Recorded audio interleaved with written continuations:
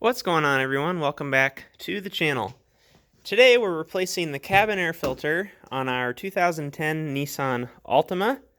There's a couple of videos on this involving removing the glove box, and a number of comments saying, no, don't do that, you don't have to.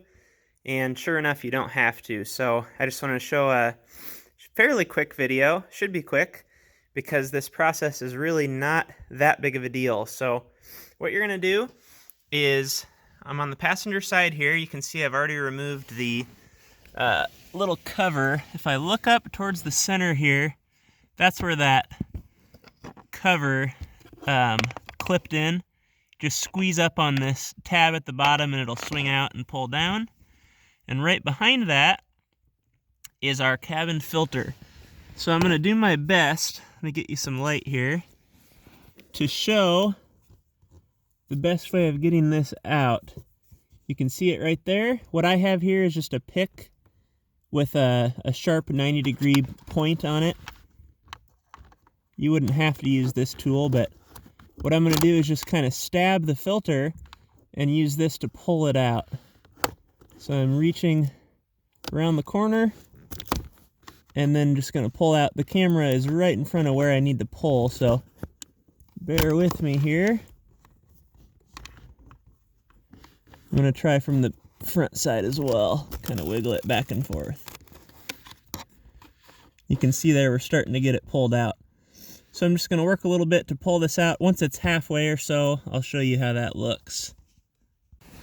Okay, so we're partway out here. This filter's been in so long it was really seized in there, so what I ended up doing is reaching up to the top. It was kind of stuck at the top, and I pulled down with my pick to free that up. And we've kind of got to squeeze it. You can see how it accordions from top to bottom. We've got to squeeze it together to get it through the opening. But now that I'm most of the way through, I can just pull this out.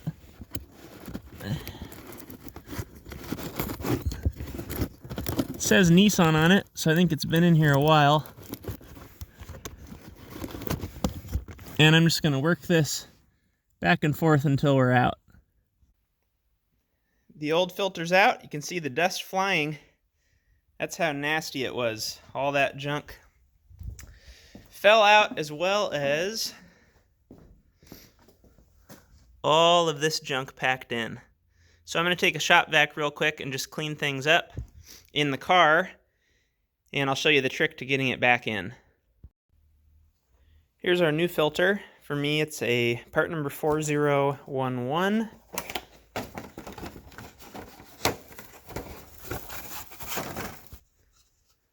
This one in particular has this nice tab at the top, which, if you remember, we had to pull down from the top and squeeze it out. So what I'm going to do is orient this towards the top and outward as we go back in. Going back in, I'm just going to start the top, heading in the right direction, and actually start it in the slot. Very hard to show under here. You can see we're starting to go in. I'm going to tuck the bottom in. So now we're totally started on the front side, and we can just slide it on back like so.